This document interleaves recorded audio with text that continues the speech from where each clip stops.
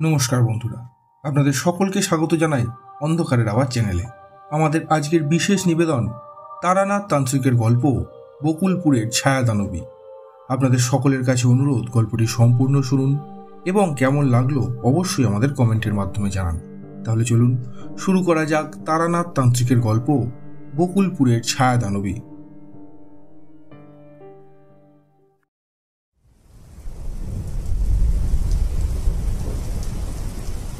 সকালবেলায় চোখের পাতা খুলতেই দেখলাম বাইরে ঝিরঝির করে বৃষ্টি শুরু হয়েছে। আকাশের দিকে চোখ যেতেই বুঝলাম শ্রাবণের ঘন কালো মেঘে ছেয়ে গেছে সমগ্র চরাচর। শয্যায় শুয়ে শুয়ে কিছু মুহূর্ত বাইরের খোলা জানালার দিকে এক দৃষ্টি তাকিয়ে বৃষ্টিস্নাত প্রকৃতি দুচোখ ভরে দেখছিলাম আর প্রাণপণ উপভোগ করছিলাম আমি। বৃষ্টির জলে ধুয়ে যাচ্ছে গাছপালার যাবতীয় ধুলোময় পুরাতন পাতা। নতুন করে তারা যেন আবার তাদের সবুজ রং ফিরে পাচ্ছে।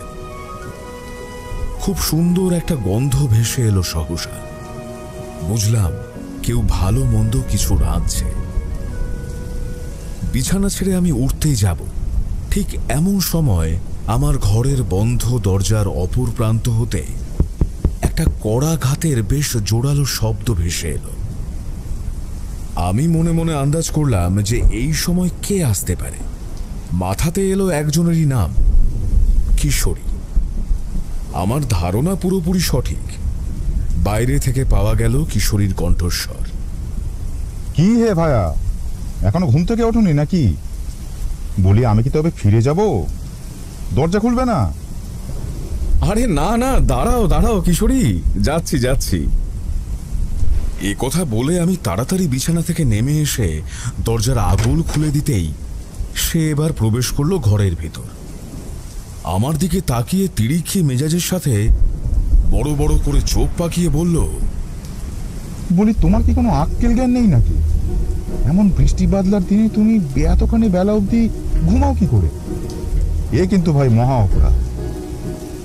কেন কিশোরী, কি হয়েছে? আমি কি কিছু ভুল করে ফেলেছি নিজের অজান্তেই? কিশোরী দেখলাম ফিক করে একটু মুচকি হেসে বলল, আরে ভাই, ও তোমার সাথে একটু মশকরা করছিলাম। তবে একটা কথা বলি, এতটা বেলা অবধি ছুটির দিনে ঘুমোলে তারানাথ তান্ত্রিকের কাছে যাবেটা কখন? ঠাকুর মশাইয়ের গল্প শুনতে হবে না? আরে তার গল্প যতই অবিশ্বাস্য বলে মনে হোক না কেন, মানুষটা গল্প কিন্তু খাসা বলে। সেই গল্পের আসর ছেড়ে মাঝপথে সবটা না শুনে উঠে আসার সাধ্য কারণ নেই। তারানাথ যেন কোন একটা মায়া বলে এক জায়গায় বসিয়ে রাখে আমাদের। সত্যি তার গল্প শুনতে শুনতে কেমন একটা যেন ঘোর লেগে যায়। মানুষটার গল্প বলা শুনে চোখের সামনে আমরা প্রত্যক্ষ করি সেই সমস্ত ভয়ানক ঘটনা। না না, চটজলদি প্রস্তুত হয় না। তুমি আর আমি মিলে ছাতা বগল দাবা করে দুগ্গা দুগ্গা বলে এবেলা তবে রওনা দেব মটলেনের উদ্দেশ্যে। হ্যাঁ একদম ঠিক বলেছো ভাই। সত্যি মাথা থেকে ঠাকুর মশাইয়ের কথাটা একেবারেই বেরিয়ে গিয়েছিল। তুমি একটু অপেক্ষা করো, আমি এক্ষুনি যাবতীয় প্রাতক্রিয়া সেরে প্রস্তুত হয়ে আসছি। আচ্ছা বেশ, ঠিক আছে, আমি তবে এখানেই বসছি। কিছুটা সময় বাদেই আমি আর কিশোরী ছাতা মাথায় বেরিয়ে পড়লাম রাস্তায়। 5 মাথার মোড়ে আসতেই দেখলাম চায়ের গুমটিতে আজ খুব একটা ভিড় নেই। কিশোরী আর আমি প্রবেশ করলাম চায়ের দোকানে। দোকানদারের দিকে তাকিয়ে কিশোরী বলল, দাদা 2 কাপ চা দাও তো।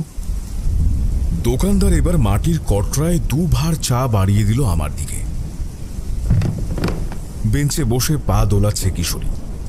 আমি একখানা চা তার হাতে তুলে দিয়ে নিজেও একটা নিলাম।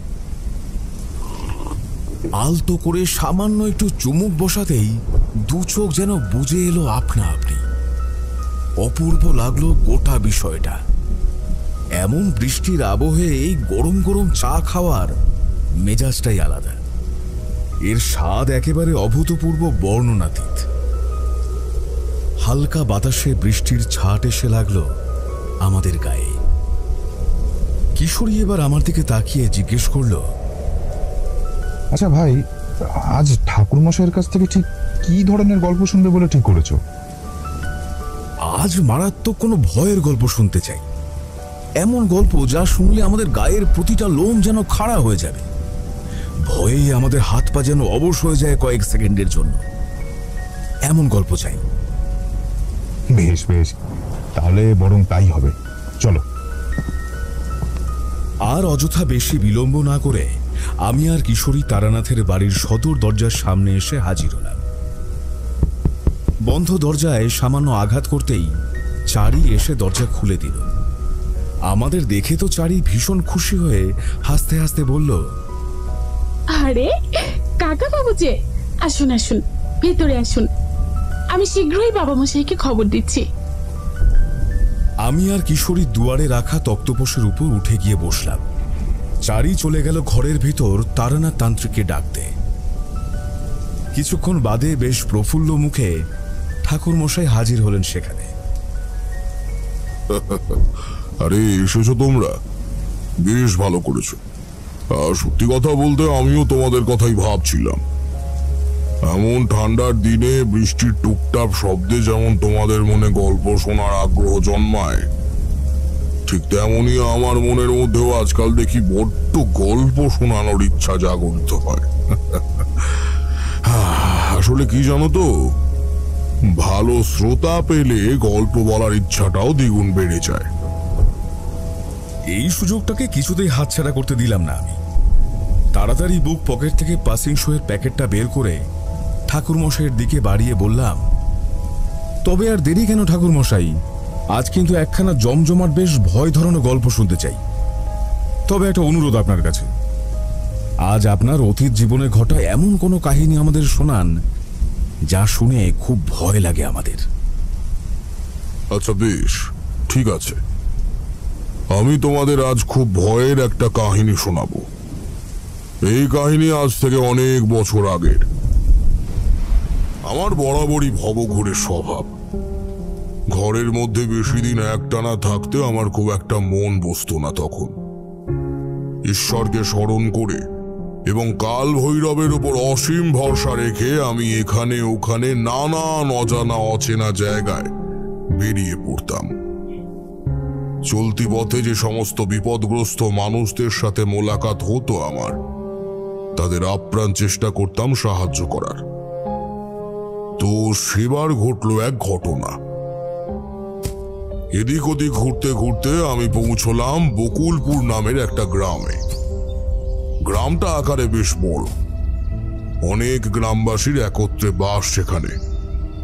প্রকৃত বা আদর্শ গ্রাম যাকে বলে, বকুলপুর একদম ঠিক তাই। রাঙামাটির নুড়ি বিছানো পথ, উঁচু উঁচু তাল গাছ, বড় বড় মাটির ঢিবি, পুকুর গাছের ছায়া, ঘরের পালুই, মাটির কুড়ে ঘর ইত্যাদি ইত্যাদি। আমার ঝোলার মধ্যে গতকালের দুটো ফল রাখা ছিল। তৃপ্তি করে তাই খেয়ে পুষ্করিণীতে নেমে কিছুটা জল খেলাম আমি। হাতে মুখে সামান্য জলের ঝাপটা দিয়ে পাকুড় গাছের শীতল ছায়ায় এসে বসলাম। চোখে চোখে একটু ঘুম নেমে এসেছে। আচমকা আমার কানে এলো একটা নহবতের সুর। কোথা থেকে যেন বিয়ের সানাই বেজে উঠল। আমি দেখলাম আমার সামনে দিয়ে এক রাখাল বালক কিছু গরু মহিষের দল সঙ্গে নিয়ে এগিয়ে চলেছে মাঠের দিকে।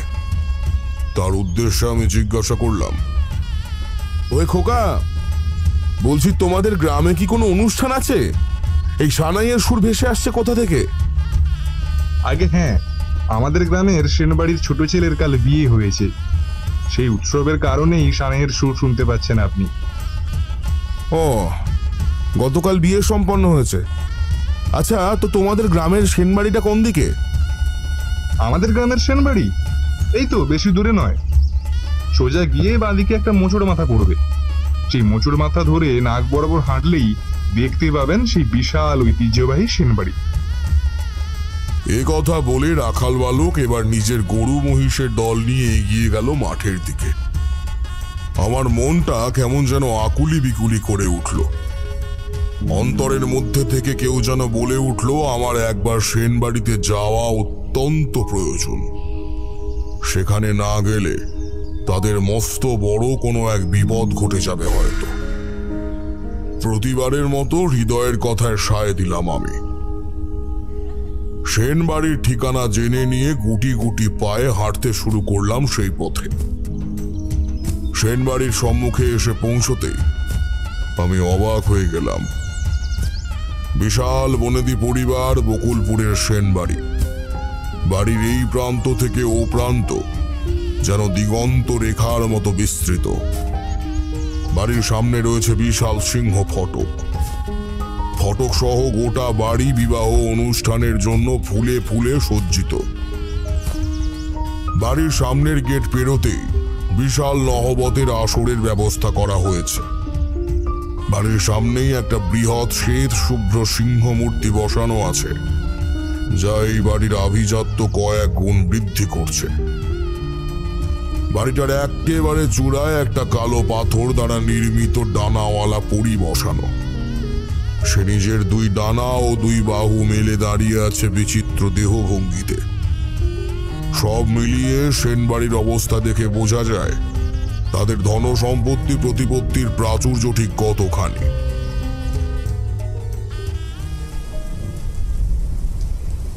এরপর আপনি কি করলেন ঠাকুরমশাই? সেনবাড়ির অভ্যন্তরে প্রবেশ করলেন আপনি? বাড়ির অভ্যন্তরে আমি প্রবেশ করতেই যাচ্ছিলাম, কিন্তু তার পূর্বেই ওই বাড়ির চৌহদ্দির মধ্যে পা রাখতে না রাখতেই আমার মনের মধ্যে সে পরিচিত বিপদ ঘণ্টা বেজে উঠল বেশ কয়েকবার। আমি বুঝলাম এই বাড়ির মধ্যে এমন কিছু একটা ঘটেছে অথবা ঘটতে চলেছে যা মহা অশুভ এবং রীতিমতো অমঙ্গলজনক কিছু।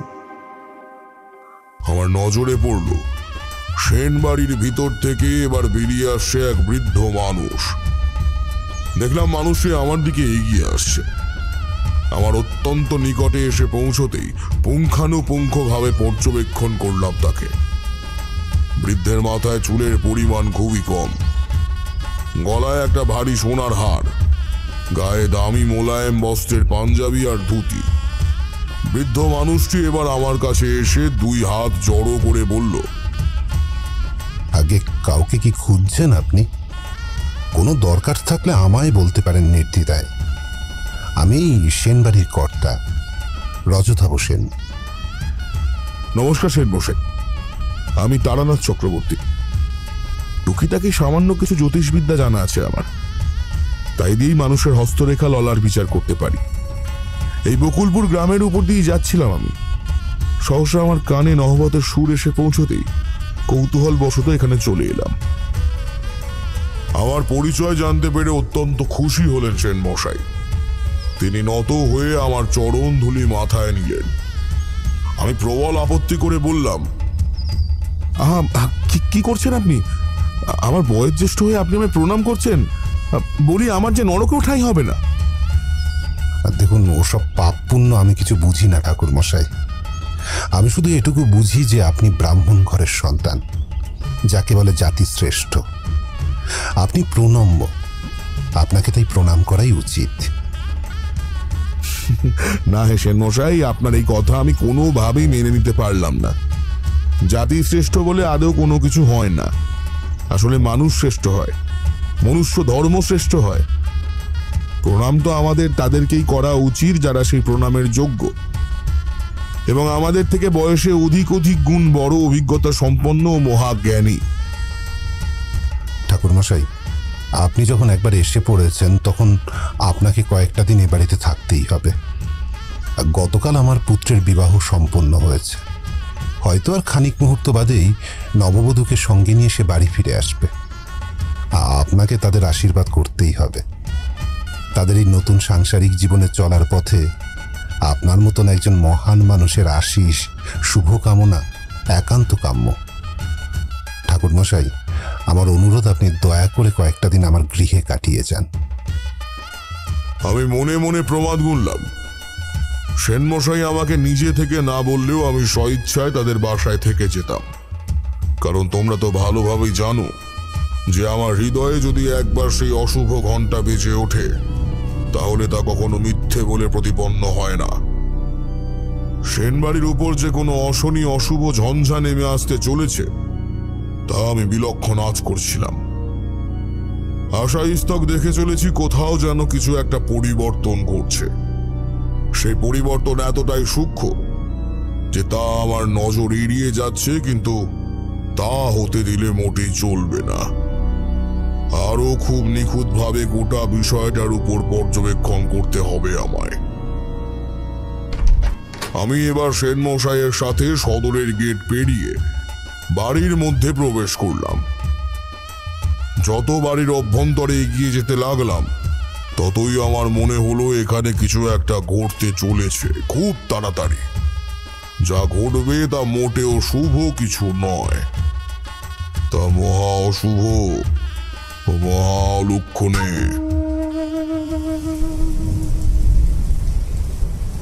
তারপর কি হলো ঠাকুরমশাই? প্রশ্নটা করল কিশোরী। তারানাথ তান্ত্রিক অল্প কিছু সময়ের জন্য বিরতি নিয়ে কেমন যেন বিহল দৃষ্টিতে তাকিয়ে থাকলেন বাইরের দিকে।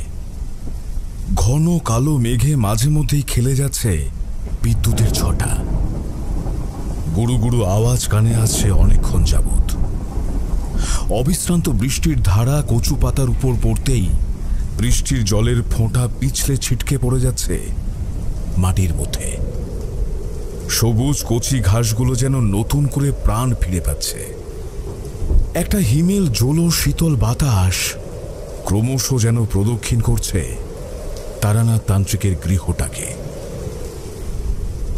তারানাথ এবার আমাদের দিকে তাকিয়ে পাসিং শোয়ের প্যাকেট থেকে আরেকটি সিগারেট বার করে তাতে আগুন ধরিয়ে লম্বা টান দিয়ে গল গল করে ধোঁয়া ছাড়তে ছাড়তে বললেন,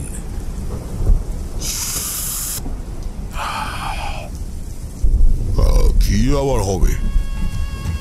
সেনমশাই তার গিন্নির উদ্দেশ্যে হাঁক ছেড়ে বললেন, কই গো গিন্নি, একবার চটজলদি নিচে নেমে এসে তো দেখে যাও কাকে সঙ্গে করে নিয়ে এসেছি আমি।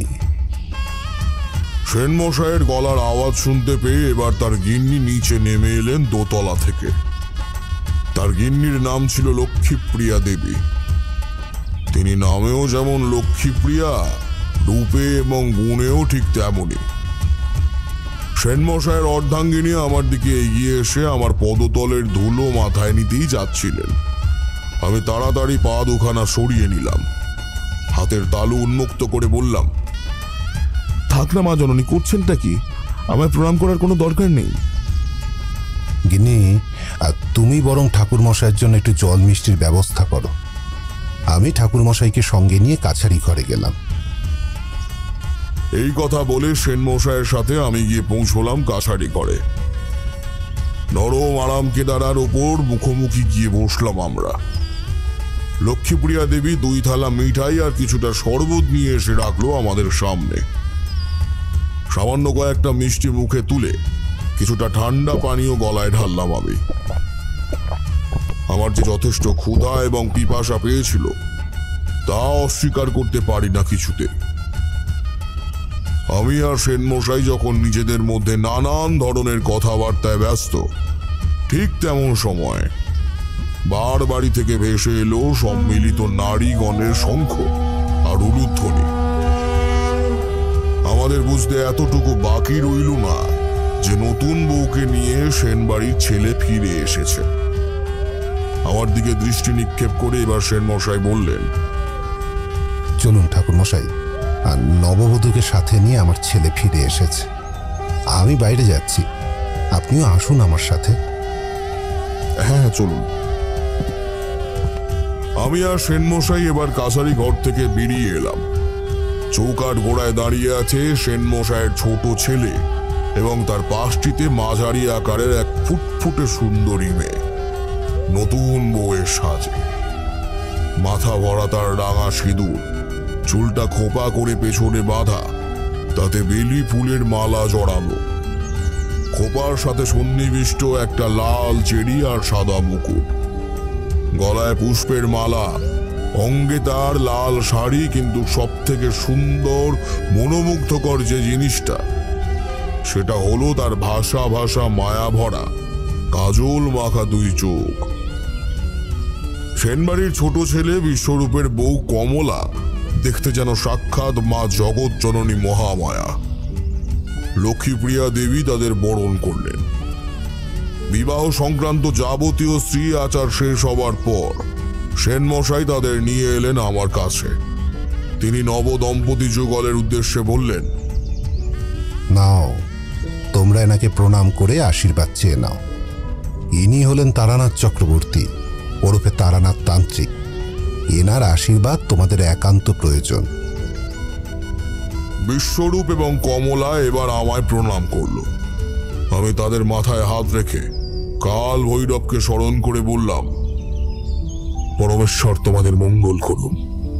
তোমরা যেন সুখে শান্তিতে সারাটা জীবন একসাথে থাকতে পারো, এই আশীর্বাদ করি। বিশ্বরূপ এবং কমলা চলে গেল। তাদেরকে নিয়ে যাওয়া হলো শয়ন কক্ষে। গতকাল থেকে তাদের উপর দিয়ে নেহাত কিছু কম ধকল যায়নি। বনেদি বাড়ির বিয়ের ভোজ বুঝলে হে কিশোরী, তার স্বাদই আলাদা। সেই বিয়ের ভোজের আড়ম্বর দেখলে আমাদের মতো মধ্যবিত্ত ছাপোষা সাধারণ মানুষদের মাথা যেন ঘুরে যায়। বেশ অনেক রকমের পদ দিয়ে লম্বা লম্বা গোবিন্দভোগ চালের ভাত খেলাম আমি, সাথে ছিল কিছুটা ঘি।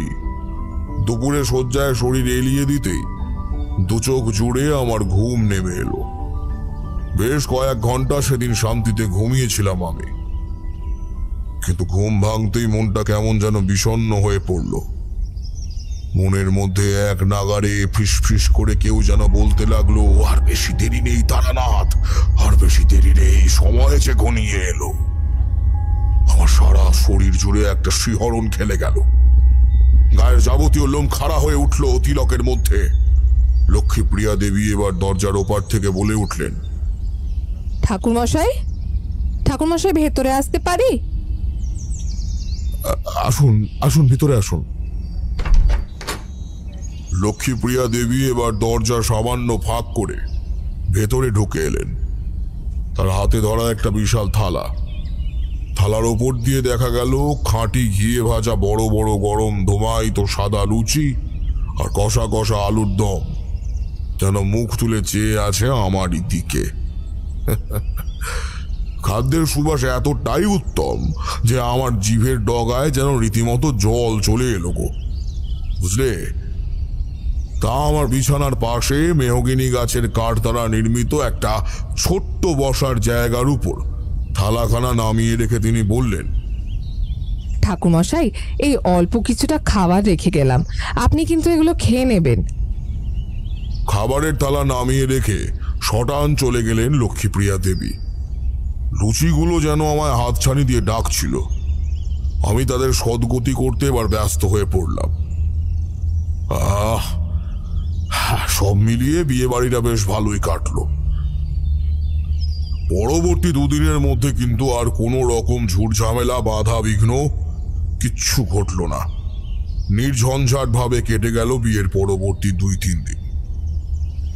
এবার আমার মনের মধ্যে একটু যেন সন্দেহের সৃষ্টি হলো। তাহলে কি আমার ভুল হলো? তাহলে কি এই সেনবাড়ির বুকে আদেও কোনো বিপদ ঘনিয়ে আসছে না? আমি যে অশনি বিপদের কথা ভেবেছিলাম তেমন কিছুই কি ঘটার আদেও কোনো সম্ভাবনা নেই? আমার মনের ভ্রম হলো, কিন্তু এমনটা তো কোনোবার হয় না। তাহলে এবারে হলো কেন?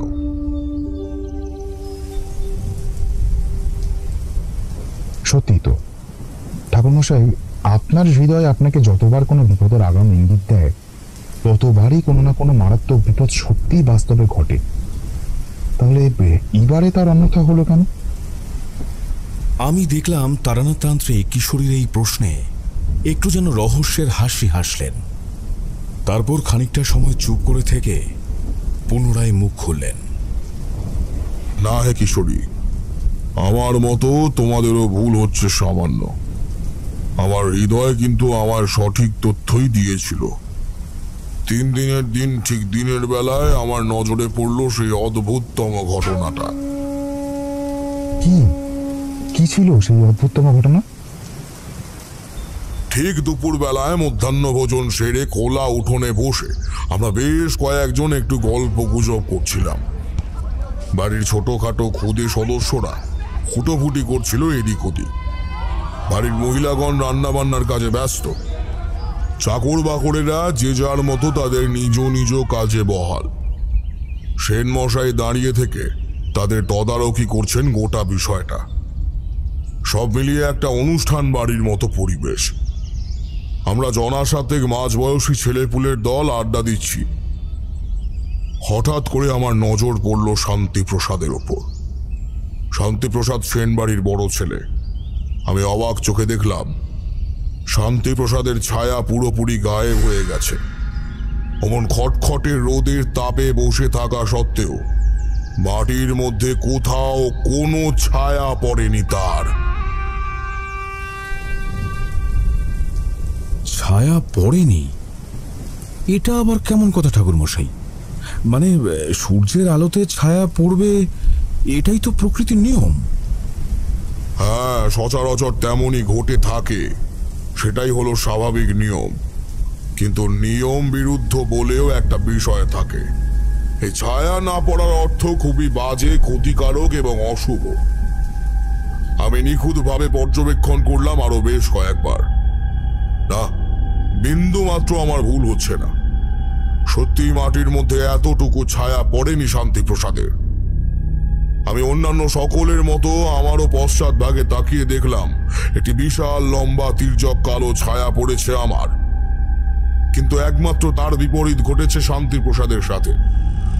আমি দু চোখ বন্ধ করতেই আমার মনের মধ্যে কেউ যেন দুন্দুভি বাজাতে আরম্ভ করলো। আমি বুঝলাম বিপদের সূচনা ঘটে গেছে। এই ছায়া না পড়ার বিষয়টা একটু খোলসা করে বলবেন ঠাকুর মশাই? মানে তাহলে বুঝতে পারি। হ্যাঁ, গোটা বিষয়টাই আমি পরিষ্কারভাবে ভেঙে বলছি তোমাদের, না হলে হয়তো তোমরা বুঝতে পারবে না ঠিকঠাক ভাবে। আসলে সব জিনিসেরই যেমন শুভ অশুভ কোনো ভালো মন্দ দিক রয়েছে, তন্ত্রও ঠিক তেমনই। তন্ত্রের কিছু শুভ এবং অশুভ দিক আছে। আসলে গোটা বিষয়টা নির্ভরশীল কে তন্ত্রের অসীম ক্ষমতাকে ঠিক কিভাবে ব্যবহার করবে তার উপর। তন্ত্রের মাধ্যমে যেমন মানুষের কল্যাণ সাধন করা সম্ভব, আবার মানুষের অকল্যাণমূলক কাজেও লাগানো অসম্ভব কিছু নয়। ক্ষতিকারক বিভিন্ন উচাটন ও অভিচার ক্রিয়ার মাধ্যমে নানাভাবে মানুষের সর্বনাশ ঘটানো হয়ে থাকে। গুপ্ততন্ত্রের বিভিন্ন প্রকারভেদ রয়েছে। তাদের মধ্যে একটি অন্যতম হল ছায়া বিচ্ছিন্নকরণ। ছায়া বিচ্ছিন্নকরণ ক্রিয়ার নাম শুনেছ কখনো তোমরা? আমি এবং কিশোরী একে অপরের দিকে মুখ চাওয়াচাই করলাম। কিশোরীর শুকনো মুখটা দেখে আমার বুঝতে বাকি রইল না যে আমার মতোই সেও এ বিষয়ে সম্পূর্ণ অজ্ঞ। আমরা দুজনেই একসাথে একবার ডাইনে বায়ে না সূচক ভঙ্গিমায় ঘাড় দোলালাম। তারপর তারানাথ নিজে থেকেই আবার বলতে শুরু করলেন, এই ক্রিয়া একবার সম্পন্ন হলে প্রাণীকুলের ওপর নেমে আসে সমূহ বিপদ। শুধুমাত্র এতে যে মানুষেরই অকাল পতন নেমে আসে তেমন নয়, মানুষ সহ সমস্ত জীব জন্তু পশু পাখির ওপরেও নেমে আসতে পারে কালান্তক বিপদ। আর হ্যাঁ, ছায়া বিচ্ছিন্নকরণ ক্রিয়ায় একবার কেউ জড়িয়ে পড়লে ধীরে ধীরে তার কায়া অর্থাৎ শরীর থেকে ছায়া পৃথক হতে শুরু করে এবং ঠিক 3 দিনের মাথায় সেই মানুষ কিংবা প্রাণীটার মৃত্যু ঘটে। কারণ আমাদের দেহ থেকে ছায়া আলাদা হয়ে গেলে আমাদের প্রাণ শক্তি নিঃশেষিত হতে শুরু করে, ফলত আয়ু নিঃশেষিত হয়ে যায় আর তা ঠিক 3 দিনের মাথায় ধ্বংস হয়ে যায়। ঠাকুর মশাই, আপনি কি তবে সেনবাড়ির বড় ছেলে শান্তিপ্রসাদকে জানিয়ে দিলেন তার এই ছায়া বিচ্ছিন্নকরণের কথা? আচ্ছা, তারও কি ভবিতব্যে তবে অকাল মৃত্যু অনিবার্য ছিল? আর ঠিক 3 দিন পরে সেও কি মারা যাবে?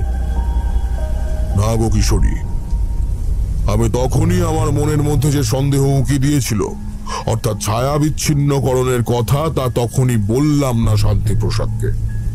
তবে কিছু লক্ষণ ও কিছু ব্যবহারে আমি পরিষ্কার বুঝেছিলাম যে আমি যেটা ভাবছি ঠিক তেমনটাই ঘটেছে।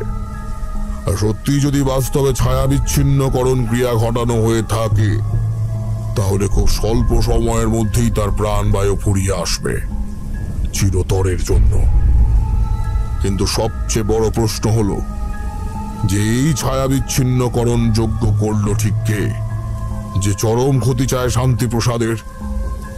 সে কি শুধুমাত্র শান্তিপ্রসাদেরই ক্ষতি চায়? ক্ষান্ত হবে এরপর নাকি একাধিক ভয়ানক মৃত্যু অপেক্ষা করে আছে সেন বাড়ির সদস্যদের জন্য? এই কি হলো? কি হলো তোমার? তুমি কথা বলছো না কেন?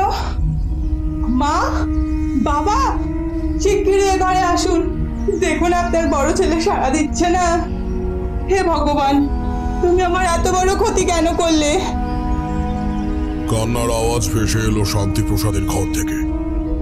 পরিকিমরি ভাবে সবাই ছুটতে ছুটতে সেখানে গিয়ে দেখল বিছানার মধ্যে দু চোখের পাতা বন্ধ করে শুয়ে আছে সেন বাড়ির বড় ছেলে শান্তিপ্রসাদ। আর শান্তিপ্রসাদের বুকে মাথা ঢুকিয়ে টুকরে টুকরে অসহায় ভাবে কাঁদছে তার স্ত্রী বিমলা। কথাগুলো সেই বলেছে ক্রন্দনরত অবস্থায়। উপস্থিত সকলের চোখে ভয়ের ত্রাস খেলে গেল। লক্ষ্মীপ্রিয়া দেবী ছুটে গেলেন বৌমার কাছে। তার মনে কুডাক ডেকে উঠতেই তিনিও কান্নায় ভেঙে পড়লেন। আমি কিছুটা কাছে গিয়ে তার হাতখানি টিপে ধরে নাড়ি পরীক্ষা করতে লাগলাম মন্থর গতিতে। আমার দীর্ঘদিনের অভিজ্ঞতা আমায় জানান দিল শান্তিপ্রসাদের নাড়ি সম্পূর্ণ থেমে গেছে, অর্থাৎ সে আর জীবিত নেই, মৃত্যুর কোলে ঢলে পড়েছে কিছু মুহূর্ত আগে। বিষয়টা আরো নিশ্চিত হওয়ার জন্য নাকের কাছে দুখানা আঙুল ঠেকিয়ে ধরলাম। নাকের মাধ্যমে কোনো রূপ শ্বাস প্রশ্বাস নিচ্ছে না সে, অর্থাৎ পুরোপুরি ভাবে মৃত্যু ঘটেছে তার। আমি দু চোখের পাতা বন্ধ করে দিলাম। সেনবাড়ির এক চাকর তাড়াতাড়ি তাদের গ্রামের চিকিৎসককে ডাক দিতে ছুটল। আমি মনে মনে বললাম, যেই চিকিৎসকই আসুক না কেন আর ফিরিয়ে আনা সম্ভব নয় কোনোভাবেই। মনটা বিষণ্ণ হয়ে পড়ল। শান্তিপ্রসাদের একটা ছোট্ট ফুটফুটে বাচ্চা মেয়ে ছিল। মেয়েটার কান্না আমার পক্ষে সহ্য করা মোটেও সম্ভব হচ্ছিল না। আমি বেরিয়ে এলাম সেখান থেকে বাইরে। সেনবাড়ির সদর পেরিয়ে পেছনের দিকে এসে একটা কাটা গাছের গুঁড়ির ওপর উঠে বসলাম আমি। হায় রে, শান্তিপ্রসাদের তাহলে মৃত্যু ঘটলই? হ্যাঁ, ছায়া বিচ্ছিন্নকরণের ঠিক 3 দিনের মাথায় তার অকাল মৃত্যু নেমে এলো বিনা কারণে। একটা সুস্থ স্বাভাবিক পুরুষ মানুষের জীবনবাতি কখন যেন নিভে গেল সকলের চোখের অলক্ষ্যে। আমি মনে মনে দৃঢ় প্রতিজ্ঞা করলাম, এই মৃত্যুর বদলা আমি নেবই। হ্যাঁ, আমি নেবই। আমি ঠিক খুঁজে বার করব এই ছায়া বিচ্ছিন্নকরণ ক্রিয়া কে ঘটিয়েছে। আমার খালি খালি মনের মধ্যে ভেসে উঠতে লাগলো বাচ্চা মেয়েটার কাতর মুখখানি।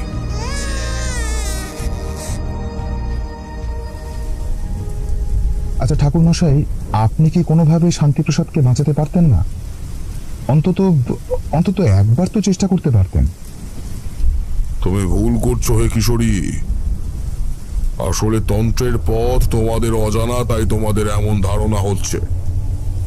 ছায়া বিচ্ছিন্নকরণ ক্রিয়া কারোর ওপর একবার করা হলে এবং তা সঠিকভাবে কার্যকর হলে আমি কেন, স্বয়ং ঈশ্বরেরও অসাধ্য এই ক্রিয়া থেকে ওই ব্যক্তিটিকে উদ্ধার করা। ধরো, তোমার দেহ থেকে তোমার ছায়াকে যদি চুরি করে নেওয়া হয় তাহলে তো তোমার কায়া ধ্বংস হয়ে পড়বেই। আশেপাশের বেশ কিছুটা উদ্যানে ঘোরাঘুরি করতেই আমার নজর পড়ল কয়েকটা পাখি, কাঠবেড়ালি, গন্ধগোকুলের মতো কিছু ছোটখাটো প্রাণীর মৃতদেহ ছড়িয়ে ছিটিয়ে পড়ে আছে সেনবাড়ির আশপাশ জুড়ে। আমার বুকটা ছ্যাঁত করে উঠল। আমি ঠিক যা ভাবছিলাম বাস্তবে হুবহু তাই ঘটেছে। এই বাড়ির মধ্যে এমন কেউ আছে যে এই বাড়ির সর্বনাশ চায়। ঠিক সেই কারণেই এই পরিবারের বড় ছেলের কপালে এমন অকাল মৃত্যু নেমে এসেছে। ঠিক তেমনই এই বাড়ির আশেপাশে বাস করা বিভিন্ন অবলা প্রাণীগুলোরও মৃত্যু ঘটছে। আমি বুঝলাম আমার হাতে আর বেশি সময় নেই। এই রহস্য ভেদ আমায় করতেই হবে। এই বাড়ির মধ্যেই সেই ব্যক্তি লুকিয়ে আছে যে এই ক্রিয়া করেছে। তাকে আমাকে খুঁজে বের করতেই হবে, তা না হলে এরকম ঘটনা ঘটতেই থাকবে এবং একের পর এক সেন বাড়ির অসহায় নিরীহ মানুষের দেহ থেকে ছায়া আলাদা হয়ে গিয়ে মৃত্যু ঘনিয়ে আসবে। ঠাকুরমশাই, ঠাকুরমশাই, এ আমার কি সর্বনাশ ঘটল?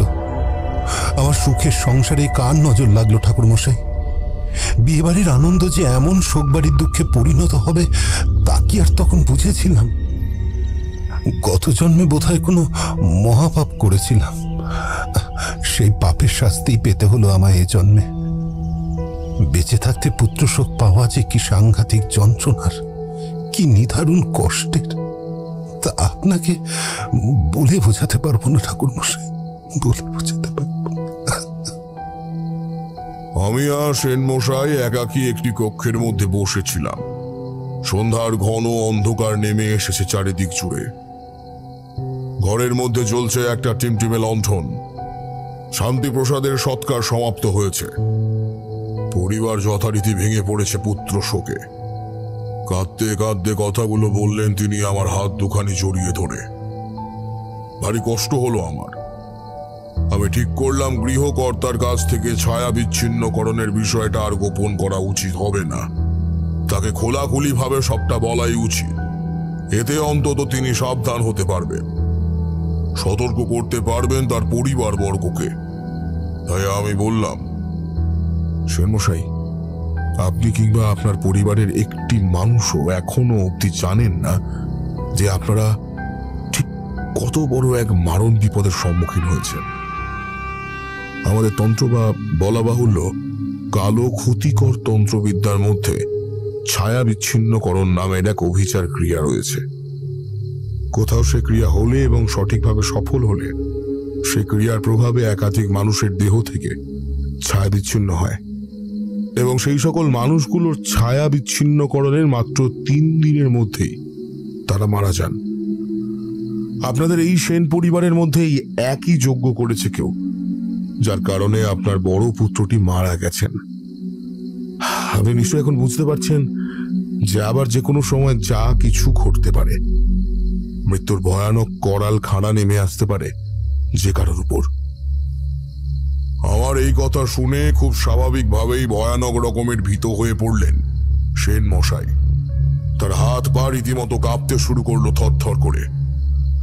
আমি পানপাত্রের ঢাকনা খুলে গ্লাসের পানিও তার দিকে তৎক্ষণাৎ বাড়িয়ে দিলাম। পানপাত্রে রাখা জল ঢকঢক করে খেয়ে তিনি বলতে শুরু করলেন, কি সাংঘাতিক কথা বললেন ঠাকুরমশাই। এবার তবে কি হবে? এই পরিস্থিতিতে দাঁড়িয়ে ঠিক কি করণীয় আমার? আপনি দয়া করে বলুন এই বিপদ ভঞ্জনের উপায়। না হলে তো এই সেন পরিবারে আর কেউ জীবিত থাকবে না। এক এক করে প্রত্যেকটা মানুষের দেহ থেকে ছায়া বিলুপ্ত হয়ে তারা মৃত্যুর কোলে ঢলে পড়বে। হায় ঈশ্বর, এই বয়সে এসে এটাই দেখা বোধহয় বাকি ছিল আমার। এই জন্য তুমি আমায় জীবিত রেখেছ। ঠাকুরমশাই, আপনি কিছু একটা করুন। আচ্ছা, আপনি কি জানতে পেরেছেন কে এই যজ্ঞ করেছে এই সেনবাড়ির ভেতর? একবার তার নাম আমায় বলুন, আমি তার চরম শাস্তি দেব। না সেন মশাই, আমি এখনো অবধি সেই ব্যক্তিটিকে শনাক্ত করতে পারিনি যে এই বাড়ির মধ্যে থেকে এই বাড়ির মানুষগুলোর চরম ক্ষতি করতে মত্ত হয়ে পড়েছে। তবে আপনি এতটুকু চিন্তা করবেন না, সেই ব্যক্তিকে আমি খুব দ্রুত খুঁজে বের করব। আমার এই কথায় সেন মশাই যেন আধারের মধ্যে সামান্য আলোর উৎস দেখতে পেলেন। তার মুখে কিছুটা প্রশান্তির ঘন ছায়া নেমে এলো বোধ হয়। আমাদের উভয়ের কানে এলো এবার এক নূপুরের রিরিঝিনি শব্দ। আমরা খোলা দরজার দিকে তাকালাম। খানিক পর দরজার কাছে এসে থমকে দাঁড়ালো এক নারী মূর্তি। টিমটিমে ক্ষুদ্র অগ্নিশিখার আলোয় আমি দেখলাম সেন বাড়ির ছোট ছেলের বউ কমলা এসে দাঁড়িয়েছে চৌকাঠ গোড়ায়, হাতে তার 2 পেয়ালা চা। কমলা এবার মিহি গলায় বলল, ভেতরে আসতে পারি? আপনাদের জন্য চা এনেছিলাম। সেন বাড়ির ছোট বউ এবার কক্ষের মধ্যে প্রবেশ করল। আমার সামনে এসে দাঁড়াতেই আমি তার মুখের দিকে তাকালাম। মাথা ভরা ঘোমটা দেওয়া থাকলেও আমার মনে হলো সে যেন দাঁড়িয়ে দাঁড়িয়ে হাসছে। আমার দিকে তাকিয়ে সে কেবল নিঃশব্দে নিঃসারে হেসে চলেছে এক নাগারে। এ হাসি মোটে সাধারণ কোনো হাসি নয়, সে হাসি ছিল যেন উপহাসের হাসি, সে হাসি যেন ঠাট্টার হাসি, যেন ব্যঙ্গের তামাশা। আমার এমন অসহায় অবস্থায় সে যেন ভীষণ সন্তুষ্ট হয়েছে। ওর মুখের দিক থেকে চোখ সরিয়ে নিলাম আমি। এক কাপ চা সেন মশাইয়ের হাতে ধরিয়ে একটা বাড়িয়ে দিল আমার দিকে। আমি চায়ের কাপ নিতে গিয়ে তার হাতের সাথে আমার আঙুলের স্পর্শ লাগতে এক ঝটকায় হাতখানা সরিয়ে নিলাম আমি। পেয়ালাটা খসে পড়লো মাটিতে, চুরমার হয়ে গেল সেটা। উষ্ণ তরল পানীয় ছড়িয়ে পড়ল মেঝে জুড়ে। সেন মশাই আমার দিকে তখন অবাক দৃষ্টিতে তাকালেন। তিনি হয়তো বোঝার চেষ্টা করলেন ঠিক কি ঘটল, কেন আমার হাত থেকে চায়ের কাপ পড়ে গেল, কিন্তু তিনি বুঝে উঠতে পারলেন না। আমি বুঝতে পেরেছিলাম ঠিক কেন আমার সেদিন এই দশা হয়েছিল। তারানাথ কিছুটা থামতেই কিশোরী বলে উঠল, কেন ঠাকুরমশাই, কি হয়েছিল আপনার কমলার হাতের স্পর্শ পেয়ে? আমার দেহ জুড়ে যেন আলোর গতিতে ছড়িয়ে পড়েছিল এক বিচিত্র অনুভূতি, যে অনুভূতি সচরাচর হয় না, কেবলমাত্র কোনো অশুভ শক্তির সংস্পর্শে এলে সৃষ্টি হয়। সেইরূপ অনুভূতি তোমরা হয়তো বুঝতে পারছো না ঠিক কি মহা বিপদের আভাস পেয়েছিলাম আমি সেই রাতে। এইটুকু অন্তত বুঝলাম যে এই নববধূটির প্রতি আমাকে একটু নজর রাখতে হবে। আমার কেন জানি না মনে হচ্ছিল বারে বারে এই মৃত্যুর সাথে এবং ছায়া বিচ্ছিন্নকরণ ক্রিয়ার সাথে কোনো না কোনো ভাবে সে জড়িত থাকতে পারে। তাই আমি সিদ্ধান্ত নিলাম তার প্রতিটা ক্রিয়াকলাপ চাল চলনের উপর নজর রাখার।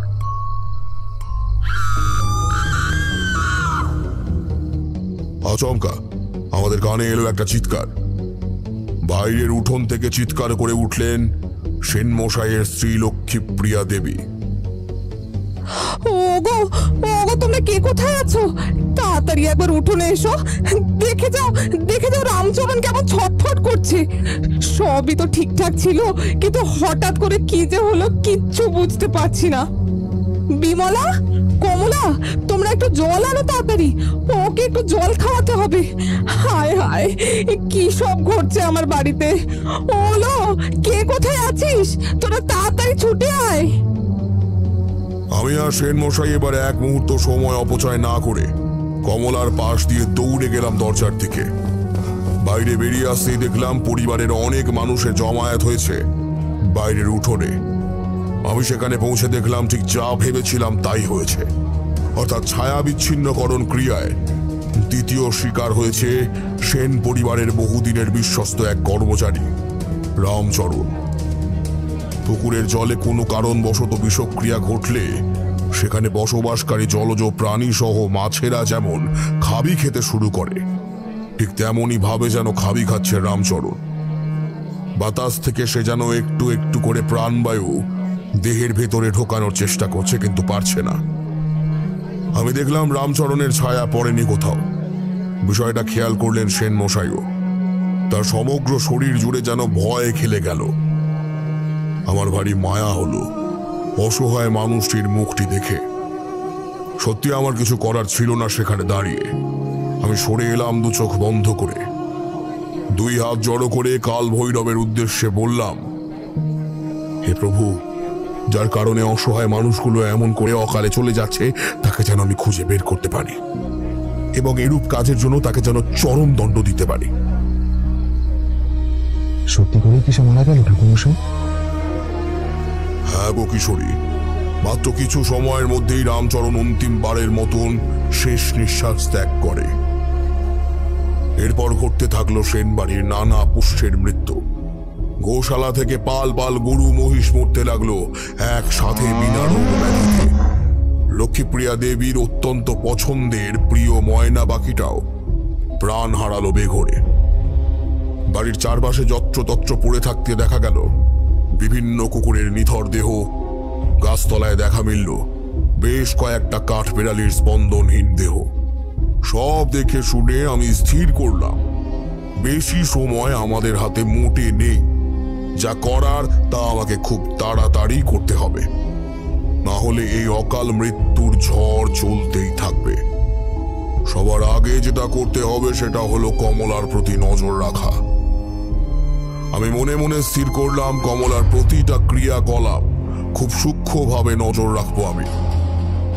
কেন জানি না, কমলার প্রতি আমার খুব সন্দেহ হলো। এই বাড়িতে আশা ইস্তক দেখে চলেছি, মেয়েটার মধ্যে নিশ্চয়ই অস্বাভাবিক কিছু একটা লুকিয়ে আছে যেন। যেমন ভাবনা তেমনই কাজ। আমি এবার নজর রাখতে শুরু করলাম কমলার প্রতি। পরদিন সন্ধ্যেবেলায় ঠিক কি দেখলাম জানো তোমরা? প্রচন্ড উত্তেজনায় যেন টকবক করে ফুটতে শুরু করেছিল আমাদের দেহের রক্ত। তারানাথ তান্ত্রিক প্রশ্ন করা মাত্রই সহজাতভাবে আমি বলে উঠলাম, সেদিন কি ঘটল ঠাকুর মশাই? আর কমলার পিছনে আপনি কি দেখলেন? পরের দিন সন্ধ্যাবেলা যখন পুরোপুরিভাবে অন্ধকার গ্রাস করেছে সমগ্র চরাচর সহ গোটা সেন বাড়িকে, তখন আমি দেখলাম কমলা খুব সাবধানে সকলের চোখের আড়ালে অন্ধকারের মধ্যে দিয়ে হেঁটে যাচ্ছে সেন বাড়ির ঈশান কোণ বরাবর। খুব সচরাচর বিনা কারণে মানুষ এ বাড়ির ঈশান কোণে আসে না, বিশেষ করে আধার নামার পর তো একদমই নয়। সেনবাড়ির ঈশান কোণটা একটু ভাঙা পরিত্যক্ত গোছের ছিল। কিছু চামচিকে আর সরীসৃপের বাস সেখানে। চারদিকে কেবলই বড় বড় মাকড়সার ঝোল, ধুলো আর মেঝেময় শুকনো পাতার আস্তরণ। আমি দেখলাম কমলা এদিক ওদিক ভালো করে দেখে একটা বন্ধ ঘরের সামনে এসে থমকে দাঁড়ালো। ঘরটার বাইরে থেকে তালা বন্ধ। কাপড়ের আঁচলের খুঁট থেকে সে চাবিকাঠি বের করলো। তারপর ইতিউতি দৃষ্টিতে ভালো করে চারপাশটা দেখে নিয়ে চাবি খুলে সে ঢুকে গেল সোজা ভেতরে। কক্ষের অন্দরে প্রবেশ করে দরজাখানা পুনরায় বন্ধ করে দিল সে। বিশাল থামের আড়াল থেকে আমি দেখলাম গোটা বিষয়টা। আমি বুঝলাম যত রহস্য তাহলে এই কক্ষের মধ্যেই লুকিয়ে আছে। এই কক্ষের ভেতর যেভাবেই হোক আমাকে প্রবেশ করতেই হবে। আমায় দেখতে হবে নিজের চোখে ঠিক কি রহস্য রয়েছে এই ঘরের অন্তরে। প্রায় নিঃশব্দে পা টিপে টিপে আমি সেই কক্ষের দরজার কাছে গিয়ে কান পাতলাম। ভিতর থেকে আমার কানে ভেসে এলো একটা খ্যানখ্যানে অমানসিক গলার গুনগুনানি সুর। কেউ যেন কোনো মন্ত্র কিংবা ছড়া উড়ে চলেছে একটানা। তবে এটুকু বুঝলাম যে ওই গলা মোটেও কমলার নয়। কমলার হতেই পারে না, কারণ ওরকম ভয়াল ভয়ঙ্কর স্বর আদেও কোনো মানুষের হয় না। আমি এবার সেখান থেকে বেরিয়ে এলাম চুপিসারে। আমায় একবার ধ্যানে বসতে হবে।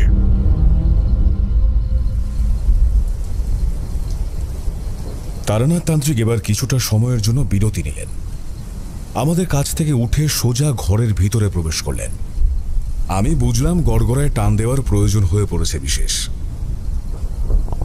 খানিকক্ষণ যেতে না যেতেই গড়গড়ায় তৃপ্তি করে টান দিতে দিতে তিনি পুনরায় এসে বসলেন আমাদের সামনে। কিছুক্ষণ উদাসী দৃষ্টিতে বাইরের দিকে চেয়ে থাকলেন। তারপর আমাদের দিকে মুখ ফিরিয়ে আপনা হতেই ফের গল্প বলা শুরু করলেন। সেই রাতে আমি সেনবাড়ির বাইরে এসে এক বটবৃক্ষের তলায় ধ্যানে বসলাম। দেবীর শরণাপন্ন হলাম আমি। ধ্যানের মাধ্যমে কেমন যেন একটা ঘোরের মধ্যে তলিয়ে গেলাম ধীরে ধীরে।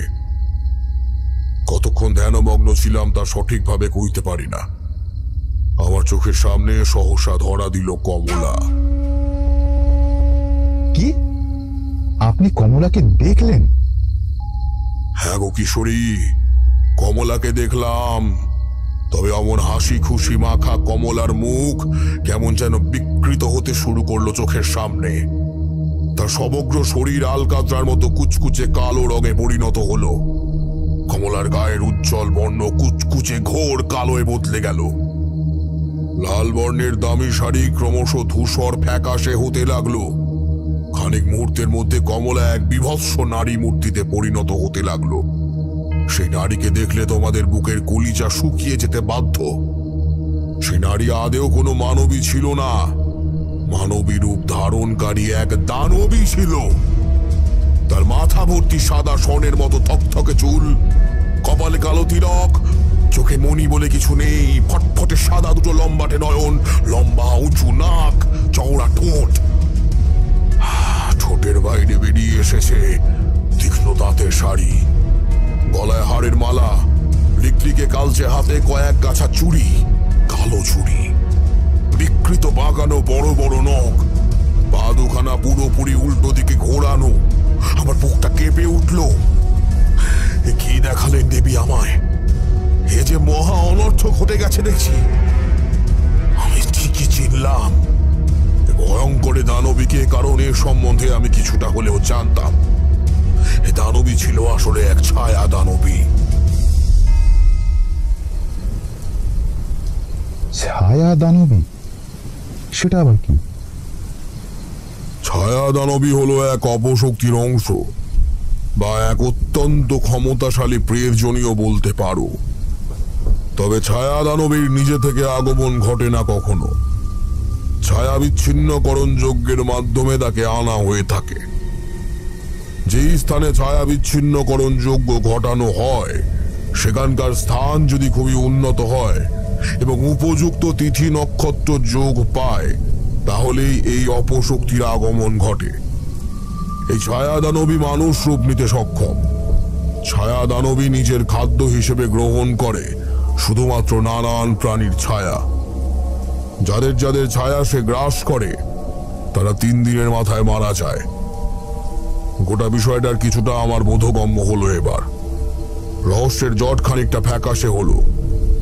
আমি বুঝলাম বিষয়টা আসলে ঠিক কি ঘটেছে।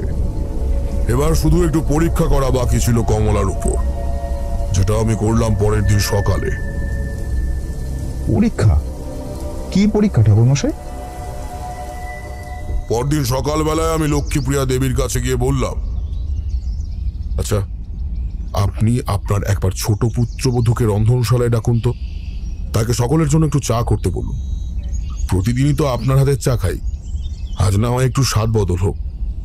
কেন জানি না কমলার হাতে চা খেতে বড় মন চাইছে। আমার কথায় লক্ষ্মীপ্রিয়া দেবী কেমন যেন অবাক চোখে তাকালেন। তিনি ঠিকই হয়তো আঁচ করলেন। আমি নেহাত চা খাবার জন্য কমলাকে ডাকছি না, কিন্তু সে বিষয়ে একটিও প্রশ্ন না করে বহু কষ্টে ঠোঁটে এক চিলতে হাসির রেখা ফুটিয়ে তিনি বললেন, বেশ ঠাকুর মশাই, তাই হোক। ছোট বৌমা, ও ছোট বৌমা, শুনছো একবারটি? এখানে এদিকে এসো তো। লক্ষ্মীপ্রিয়া দেবীর কথায় কমলা মাথা ভরা ঘুমটা টেনে এগিয়ে এলো রান্নাশালের দিকে। লক্ষ্মীপ্রিয়া দেবী এবার তার উদ্দেশ্যে বললেন, বৌমা, আজ আমার শরীরটা না ঠিক লাগছে না, কেমন যেন মাথাটা ঘুরোচ্ছে। তাই তুমি বরং আজ সকলের জন্য চা আর জল খাবারটা করো। আমি চুলায় আগুন ধরিয়ে দিচ্ছি, তুমি ঢুকে এসো ভেতরে। এই কথা শুনে ভয়ানক রকমের ঘাবড়ে গেল কমলা। রীতিমতো কল কল করে ঘামতে শুরু করলো সে। কম্পমান গলায় বলল, কিন্তু মা, আসলে আমি তো এর আগে কখনো রান্না বান্নার কাজ তেমন করিনি। করনি তো বৌমা, কি হয়েছে? একদিন না একদিন তো সবটা করতেই হবে। মায়ের পেটের ভেতর থেকে তো মানুষ আর সবকিছু শিখে আসে না। অযথা অত ভয় পেও না, আমার কাছে এসো, আমি সবকিছু শিখিয়ে দেব তোমাকে। আমিও তো তোমার একজন মা, নাকি? হ্যাঁ হ্যাঁ কমলা, তুমি একদম চিন্তা করো না, ভেতরে ঢুকে এসো, আমি উনানে আগুন ধরিয়ে দিচ্ছি।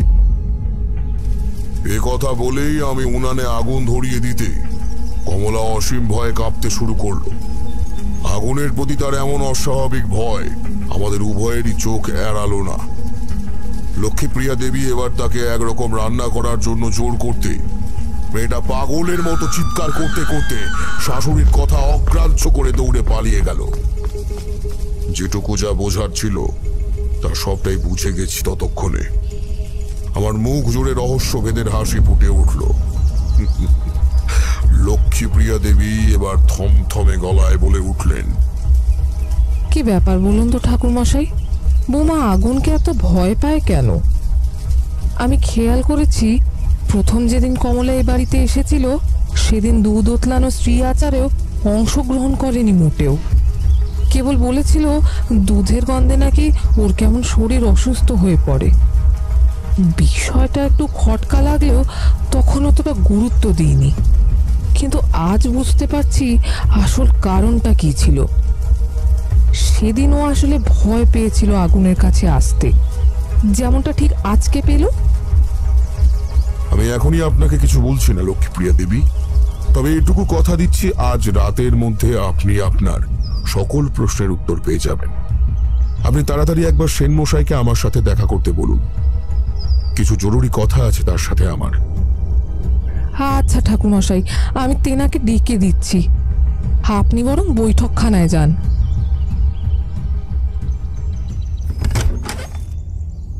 বলুন ঠাকুরমশাই, কি জরুরি কথা আছে আমার সাথে?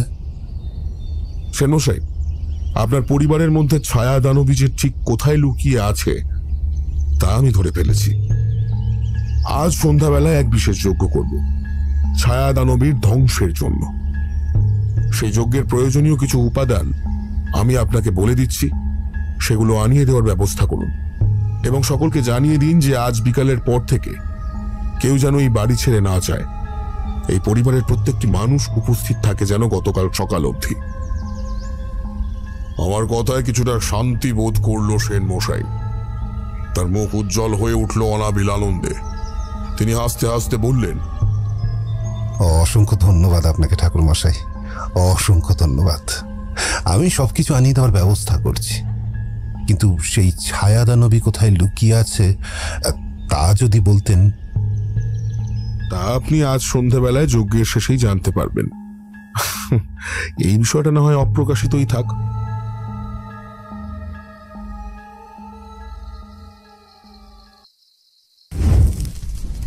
এরপর অপরাহ্নে আলো বুঝে এলে আমি সেন বাড়ির মাঝ উঠোনে যজ্ঞে বসলাম। আমার সামনে জ্বলতে থাকা হোম কুণ্ডের লকলকে পবিত্র অগ্নিশিখায় একে একে অর্পণ করতে লাগলাম ঘিয়ে ডোবানো বিল্লপত্র এবং একাধিক পুষ্প। কাল ভৈরবকে স্মরণ করে দেবীর ধ্যানের পর আমি আসল বিষয় অর্থাৎ এ পরিবারের ছায়া বিচ্ছিন্নকরণের মূলে থাকা ছায়া দানবীর বিনাশের উদ্দেশ্যে হোম শুরু করলাম। দাঁড়িয়ে দাঁড়িয়ে আমার কর্মকাণ্ড অবাক চোখে দেখতে লাগলো সেন পরিবারের ছোট বড় সকলে, কিন্তু সবার থেকে বেশ অনেকটা দূরে একাকী দাঁড়িয়েছিল যে সে হলো সেন বাড়ির ছোট বউ কমলা। অনেকক্ষণ ধ্যানের পর সফল হলাম আমি। আমার মুখে এক বিজয়ের হাসি ফুটে উঠল। দুই বাহু দুই দিকে উন্মোচিত করে ঊর্ধ্ব কণ্ঠে বলে উঠলাম, হে পরমেশ্বর, আপনাকে অসংখ্য ধন্যবাদ এভাবে আমার পাশে থাকার জন্য। আজ আপনার কারণে এ পরিবার রক্ষা পেতে চলেছে এই যাত্রায়। আমি এবার একটি মশালের মধ্যে হোমের পবিত্র আগুন ধরিয়ে নিয়ে মন্থর গতিতে এগিয়ে গেলাম কমলার দিকে। এটার অপরিসীম ভয় এবার প্রত্যক্ষ করলো উপস্থিত সকলে। পাগলের মতো বিকট চিৎকার করতে লাগলো সে। তার চিৎকার যেন অমানসিক আকার নিল ধীরে ধীরে। তার চিৎকার শুনে মনে হচ্ছিল কোনো মানুষের চিৎকার নয়, এ যেন তার গলা দিয়ে বেরিয়ে আসছে এক পৈশাচিক আর্তনাদ। উপযুক্ত সময় বুঝে জ্বলন্ত মশালের আগুন ছুঁড়ে দিলাম তার শরীর বরাবর। দাউ দাউ করে আগুন ধরে গেল তার দেহে। আমার এই কাজে সেন বাড়ির উপস্থিত সকলে বিকট চিৎকার করে উঠল। বিশ্বরূপ অদম্য উত্তেজনার সাথে বলল, আপনি কি করলেন বাবা ঠাকুর? আপনি কমলার গায়ে আগুন ধরিয়ে দিলেন, কিন্তু কেন? কি অন্যায় করেছিল সে? ওরে ওরে, তোরা কি কোথায় আছিস? তাড়াতাড়ি জল নিয়ে আয়। ঠাকুরমশাই, মেয়েটা আমার এমনি আগুনে প্রচন্ড ভয় পেত, কিন্তু তা বলে আপনি কি করলেন? দয়া করে আপনারা আমাকে কেউ ভুল বুঝবেন না। বিশ্বরূপে মোটেও তোমার অর্ধাঙ্গিনী কমলা নয়, আসলে কোনো মানবী নয়, এ হলো এক দানবী। সেন মশাই, যে ছায়া দানবীর কথা আপনাকে বলেছিলাম এই হলো সেই। এতদিন ধরে আপনাদের বাড়িতে আপনার ছোট বৌমার রূপ ধারণ করে ছায়া মানবী সকলের ভিড়ে গা ঢাকা দিয়ে লুকিয়েছিল। কেবলমাত্র এই অপশক্তির কারণে আপনাদের পরিবারে নেমে এসেছিল সাক্ষাৎ মৃত্যুর ঝড়। আমার কথার উপর বিশ্বাস করলো তারা সকলে। খানিকক্ষণের মধ্যেই কমলার রূপ ছেড়ে ছায়া দানবী নিজের আসল রূপ ধারণ করলো। তার রূপ প্রত্যক্ষ করে ভয়ে জড়সড় হয়ে গেল সকলে। পেটের ভেতর হাত পা যেন সেধিয়ে গেল তাদের। আস্তে আস্তে আগুনে ঝলসে পুড়ে চিরতরের জন্য শেষ হয়ে গেল সেনবাড়ির ছায়া দানবী। আমি ঠিক জানতাম ছায়া দানবীর বিনাশ পবিত্র অগ্নির হাতেই লেখা। ঠিক এই কারণেই কমলারূপী ছায়া দানবী আগুনের ধারে যেতে এত ভয় পেত। সেই জন্যই তো হোমের আগুন আমি ছুঁড়ে দিলাম তার শরীর লক্ষ্য করে। তাতে যা হওয়ার হলো। সেনমশাই, আর কোনো চিন্তা নেই। আপনার এই বাড়ি থেকে ছায়া বিচ্ছিন্নকরণের সমস্ত ক্ষতিকর প্রভাব মুছে গেছে জন্ম জন্মান্তরের জন্য। আপনার পরিবার এখন থেকে সম্পূর্ণ বিপদমুক্ত। এই যদি কমলা না হয়, তাহলে তাহলে কমলা এখন কোথায়? কোথায় আছে সে? তোমরা তাড়াতাড়ি লণ্ঠন হাতে নিয়ে এসো। এসো আমার সাথে, আমি জানি তাকে কোথায় পাওয়া যাবে। আমি এবার হনহনিয়ে এগিয়ে গেলাম সেন বাড়ির ঈশান কোণের দিকে। আমাকে অনুসরণ করলো তারা প্রত্যেকে। সেই বিশেষ কক্ষটির সামনে এসে থমকে দাঁড়ালাম আমি। কয়েকজন পুরুষকে সঙ্গে নিয়ে তালাবন্ধ ঘরের দরজা ভেঙে ভিতরে প্রবেশ করলাম। ঘুটঘুটে অন্ধকার ক্রমশ ফ্যাকাশে হয়ে এলো উজ্জ্বল আলোক শিখায়। আমরা এবার দেখলাম মেঝের ধুলোর মধ্যে প্রায় আধমরা অবস্থায় পড়ে আছে কমলা। ঘরের মেঝেময় ছড়িয়ে ছিটিয়ে আছে নানান রূপ অভিচার ক্রিয়ার সামগ্রী আর একটা বহু প্রাচীন পুস্তকের খোলা পৃষ্ঠা। পুস্তকটি হাতে নিয়ে সেই পৃষ্ঠায় চোখ বোলাতেই আমার ঠোঁটে হাসি ফুটে উঠল। সেনমশাইয়ের উদ্দেশ্যে আমি বললাম, আচ্ছা সেনমশাই, এই কক্ষটি ঠিক কার ছিল এবং এই কক্ষটি এত দিন ধরে তালা বন্ধ করে রাখা হয়েছিল কেন? এই কক্ষটি ছিল আমার দাদা ঠাকুরের। এই কক্ষে তেমন কোনো প্রয়োজনীয় জিনিসপত্র না থাকার দরুন এবং বাড়ির এই অংশটা পরিত্যক্ত হবার কারণেই তালা বন্ধ করে রাখা ছিল এতকাল। কিন্তু কমলা এখানে এলো কি করে? আপনার দাদা ঠাকুর নিশ্চয়ই ছিলেন একজন তন্ত্র সাধক।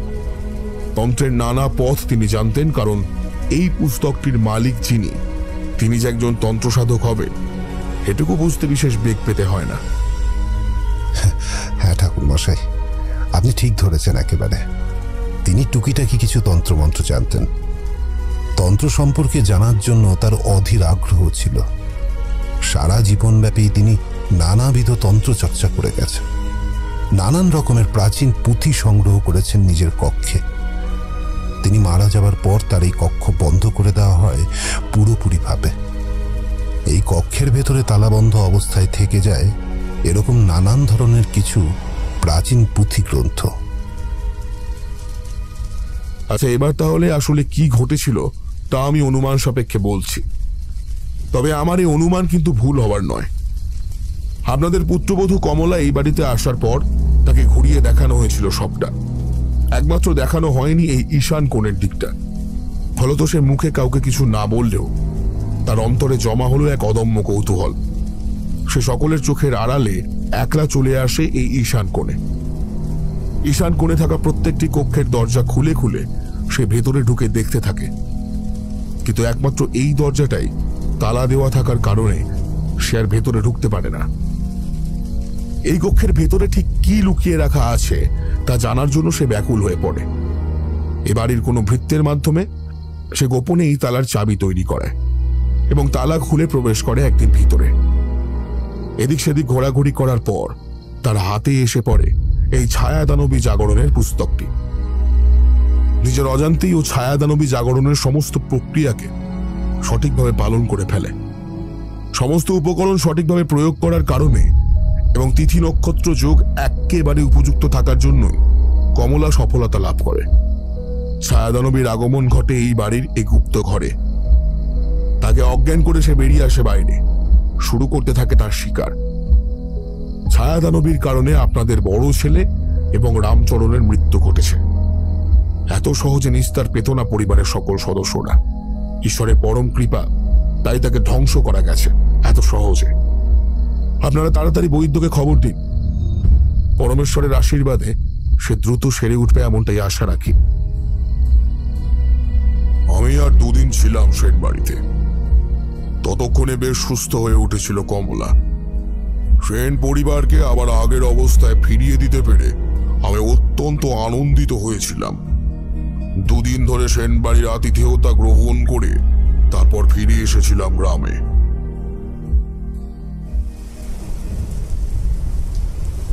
কি হে কিশোরী, কেমন লাগলো তবে ছায়া দানবের রহস্য?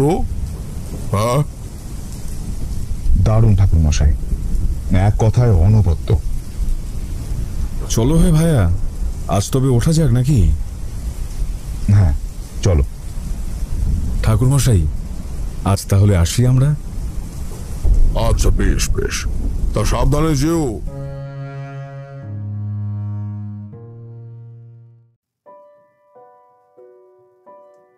শুনছিলেন তারানাথ তান্ত্রিকের গল্প বকুলপুরের ছায়া দানবী।